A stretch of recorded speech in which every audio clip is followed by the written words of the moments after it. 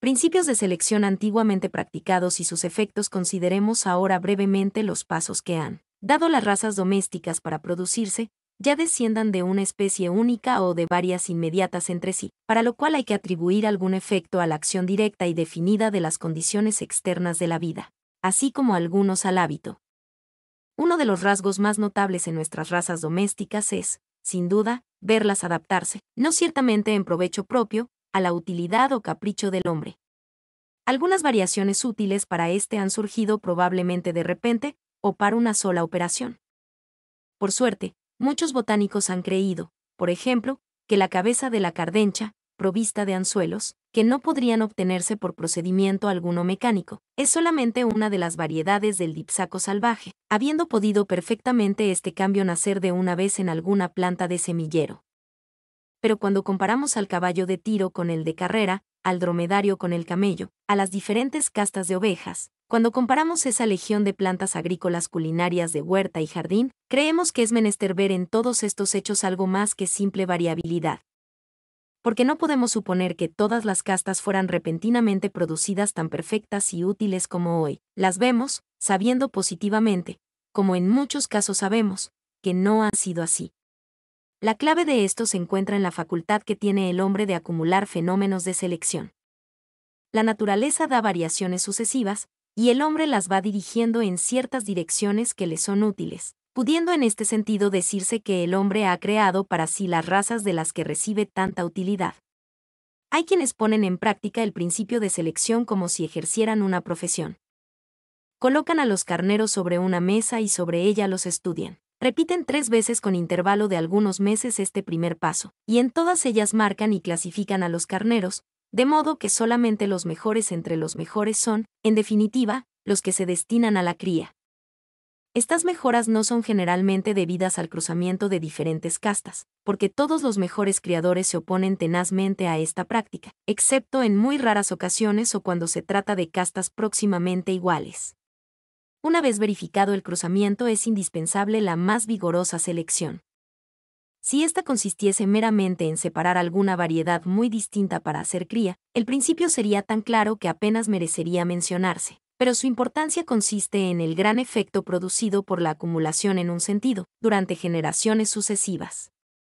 Los horticultores siguen los mismos principios, pero a la vez las variaciones son más bruscas, y nadie supondrá que nuestros mejores productos sean el resultado de una sola variación del tronco origen. Con respecto a las plantas, una vez establecida con precisión una raza, los plantadores arrancan a los tunantes, las matas que al nacer se desvían del conveniente tipo.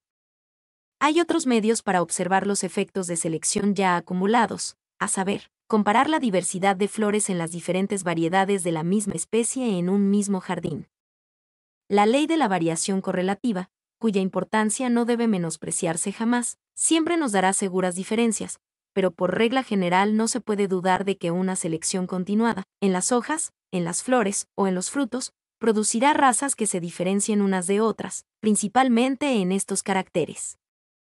En épocas rudas y bárbaras de la historia de Inglaterra se importaban con frecuencia animales escogidos y se daban leyes para impedir su exportación.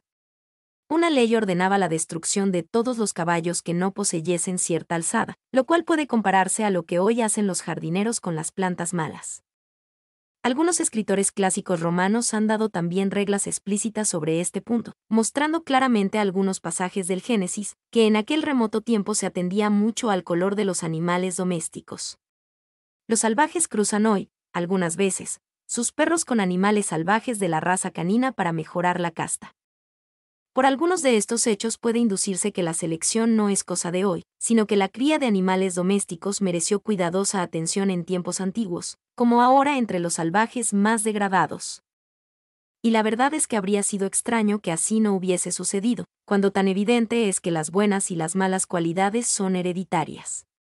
Selección metódica e inconsciente.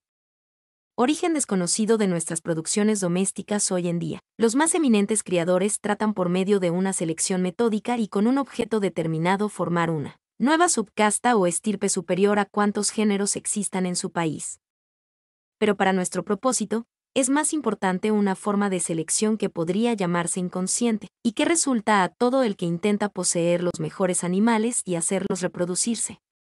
Así, el hombre que quiere tener perros de muestra, naturalmente trata de elegir perros buenos y después cría con los mejores, aunque no tenga el deseo ni la esperanza de alternar permanentemente la casta.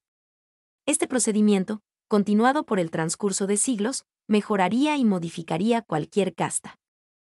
Cambios lentos e insensibles de esta clase jamás pueden ser reconocidos, a menos que se hayan tomado mucho antes buenas medidas o cuidadosos dibujos de las razas en cuestión, que puedan servir después como punto de comparación. En algunos casos se encuentran, sin embargo, individuos de la misma casta, no cambiados o cambiados en muy poco, en los lugares menos civilizados, donde la respectiva raza ha sido menos mejorada. Hay razones para creer que el perro setter deriva directamente del sabueso, dado que según toda probabilidad, no es más que una alteración lenta de este.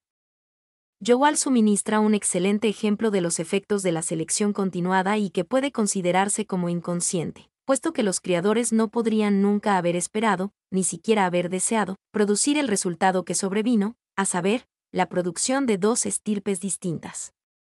Aún entre los salvajes más bárbaros, que nunca piensan en el carácter hereditario de las crías de sus animales domésticos. Cualquier animal que les sea especialmente útil para un objeto cualquiera es cuidadosamente conservado durante el hambre y las plagas a las que tan expuestos están, y esos animales escogidos dejarían generalmente más crías que los inferiores, de modo que, en este caso, se verificaría una especie de selección inconsciente. En las plantas, este mismo procedimiento gradual de mejora por medio de la conservación incidental de los mejores individuos, ya sean o no lo bastante distintos para ser clasificados como variedades diversas a su primera aparición, y ya dos o más especies o razas se hayan o no mezclado por cruzamiento, puede plenamente reconocerse en el aumento de tamaño y belleza que ahora vemos en las variedades de plantas, cuando las comparamos con las variedades más antiguas o con aquellas que las originaron. Una gran suma de cambios lenta e inconscientemente acumulados explica a nuestro juicio el hecho notorio de que, en cierto número de casos no podamos reconocer, y por lo tanto ignoremos, los troncos silvestres, orígenes de las plantas que han sido cultivadas desde hace mucho tiempo en nuestros jardines y huertas. Si se han necesitado cientos o miles de años para mejorar o modificar la mayor parte de nuestras plantas hasta su tipo actual, tan útil para el hombre, podremos fácilmente entender cómo Australia, el Cabo de Buena Esperanza u otras regiones habitadas por el hombre completamente incivilizado no han podido darnos una sola planta que valga la pena de ser cultivada. No es que estos países, tan ricos en especies, no posean por extraña casualidad los troncos originales de plantas útiles, sino que las plantas del país no han sido llevadas por la selección continuada hasta un punto de perfección, comparable con la adquirida por las plantas en los países antiguamente civilizados. Con respecto a los animales domésticos del hombre incivilizado, no debe perderse de vista que aquellos tienen casi siempre que buscarse su propio alimento, al menos durante ciertas estaciones. Y en dos países de circunstancias muy diferentes, los individuos de la misma especie que posean constituciones o estructuras ligeramente distintas se lograrían mejor en un país que en el otro, y así por un procedimiento de selección natural podrían llegar a formarse dos rubrazas. Quizás esto explique en parte por qué las cualidades que tienen los animales domésticos de los salvajes, como ya lo han notado algunos autores, tienen más carácter de verdaderas especies que las variedades existentes en países civilizados. En la opinión presentada aquí acerca del papel importante que ha desempeñado la selección ejercida por el hombre, se hace desde luego evidente porque nuestras razas domésticas se adaptan en estructura o en hábitos a las necesidades o caprichos del hombre. Podemos, a nuestro juicio, entender además el carácter frecuentemente anormal de nuestras razas domésticas y explicarnos por qué las diferencias son tan grandes en los caracteres externos, como relativamente pequeñas en las partes internas u órganos. El hombre apenas puede escoger, y si puede es con mucha dificultad, las desviaciones de estructuras, excepto las que son externamente visibles, y cuidándose muy raras veces lo que es interno.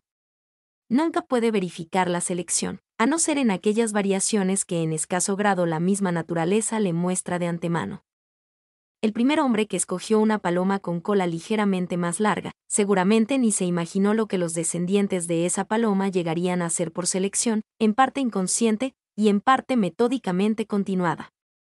El hombre conserva y hace cría de un individuo con alguna pequeña particularidad de estructura, o pone más cuidado que de costumbre al aparear sus mejores animales, y de este modo los perfecciona hasta que los ya mejorados poco a poco se esparcen por las cercanías. Cuando ya están mejorados por el mismo procedimiento lento y gradual, se esparcen aún más, hasta llegar a ser reconocidos como algo distinto y apreciable. Es entonces cuando probablemente reciben por primera vez un nombre que podríamos llamar provincial. En los países semicivilizados, en donde las comunicaciones son escasas, sería un procedimiento lento la propagación de cualquier nueva subraza. Una vez reconocidos los puntos más interesantes en esta materia, el principio de selección que hemos llamado inconsciente tenderá siempre, y tal vez más en un periodo que en otro, según esté más o menos de moda la raza, tal vez más en una localidad que en otra, y según el estado de civilización. Mi nombre es Demim. Soy tu asistente personal. Mi sitio en internet es demim.es.tl.